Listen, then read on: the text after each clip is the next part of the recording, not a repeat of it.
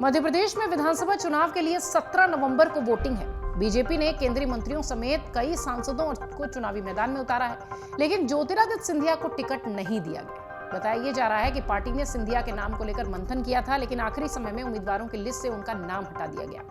अब इस पर कांग्रेस के नेता दिग्विजय सिंह चुटकी ले रहे हैं, कह रहे हैं कि वो डर कर भाग गए।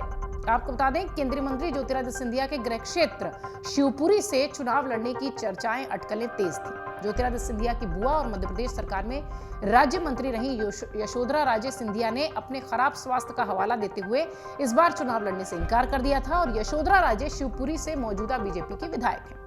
हालांकि पार्टी ने अब ज्योतिरादित्य सिंधिया को भी चुनावी मैदान में नहीं उतारा है और देवेंद्र कुमार जैन को टिकट दे दिया है। यहां से कांग्रेस ने ज्योतिरादित्य सिंधिया के गृह क्षेत्र शिवपुरी से पिछौर के मौजूदा विधायक केपी सिंह को मैदान में उतारा है। केपी सिंह पिछौर सीट से 6 बार के विधायक हैं और उन्हें खास प्लान के तहत शिवपुरी से उतारा गया। केपी सिंह को शिवपुरी से उतारे जाने को लेकर दिग्विजय सिंह ने बड़ा बयान दिया और सवाल का जवाब देते हुए कहा कि केपी सिंह उनकी पार्टी के सहयोगी हैं, एक लोकप्रिय नेता हैं और उनके रिश्तेदार भी हैं।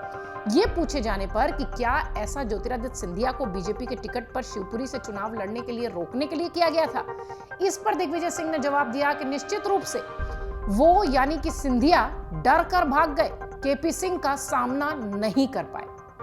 साल 2018 में हुए मध्य प्रदेश विधानसभा चुनाव में कांग्रेस ने 230 में से 114 सीटें जीती थी और बीजेपी के हिस्से 109 सीटें आई थी। इसके बाद कांग्रेस ने सत्ता पर कब्जा किया, कमलनाथ मुख्यमंत्री बने, लेकिन मार्च 2020 में ज्योतिरादित्य सिंधिया अपने कुछ वफादार विधायकों के साथ बीजेपी में शामिल हो गए और कमलनाथ की या यूं कहें कि कांग्रेस की सरकार गिर गई। सिंधिया और अन्य विधायकों के विद्रोह के बाद कमलनाथ सरकार से बाहर हो गए और चौथी बार मुख्यमंत्री के रूप में शिवराज सिंह चौहान ने सत्ता में वापसी की। उनका रास्ता एक तरीके से कह लीजिए कि साफ हो गया। कांग्रेस के वरिष्ठ नेता दिग्विजय सिंह ने कहा कि कमलनाथ विधानसभा चुनाव में समाजवादी पार्टी के साथ पूरी ईमानदारी के साथ गठबंधन करना चाहते हैं, लेकिन पता नहीं विपक्षी गठबंधन INDIA के दोनों घटकों के बीच इस मुद्दे को लेकर बातचीत कैसे पटरी से उतर गई। दिग्विजय सिंह आगे कहते हैं कि अखिलेश यादव की उनके नेतृत्व के गुणों के लिए तारीफ होनी चाहिए। इसके साथ ही उन्होंने मध्य प्रदेश कांग्रेस के प्रमुख कमलनाथ के द्वारा उनके शब्दों के चयन पर भी असहमति जताई। दिग्विजय सिंह ने कहा कि उन्होंने कमलनाथ को सपा के लिए 4 विधानसभा सीटें छोड़ने का सुझाव दिया था, जबकि सपा आधा दर्जन सीटों पर अपने उम्मीदवार उतारना चाहती थी। इसी को लेकर दोनों नेताओं के बीच यानी कमलनाथ और अखिलेश यादव के बीच बयानबाजी भी हुई थी, जिसका जिक्र दिग्विजय सिंह ने किया।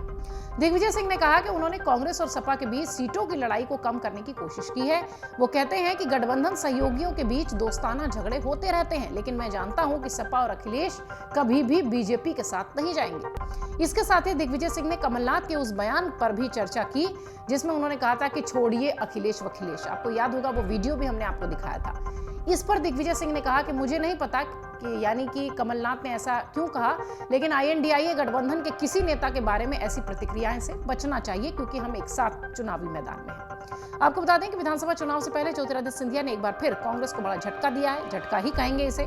केंद्रीय मंत्री ज्योतिरादित्य सिंधिया की मौजूदगी में कांग्रेस के कुछ नेताओं ने बीजेपी की सदस्यता ग्रहण कर ली। शोकनगर विधानसभा से उपचुनाव 2020 में कांग्रेस के उम्मीदवार रही आशा दोहरे, नगर पालिका में पूर्व नेता प्रतिपक्ष अनीता जैन, प्रदेश कांग्रेस के सचिव रहे राकेश जैन, अमोल ने ग्वालियर के जय विलास पैलेस पहुंचकर केंद्रीय मंत्री ज्योतिरादित्य सिंधिया के सामने बीजेपी की सदस्यता ग्रहण की। मध्य प्रदेश में चुनाव से पहले जिस तरीके की सियासी सरगर्मी दिख रही है और दल बदल की प्रवृत्ति नजर आ रही है, ऐसा लगता है कि यहाँ का चुनाव बेहद दिलचस्प होने वाला है।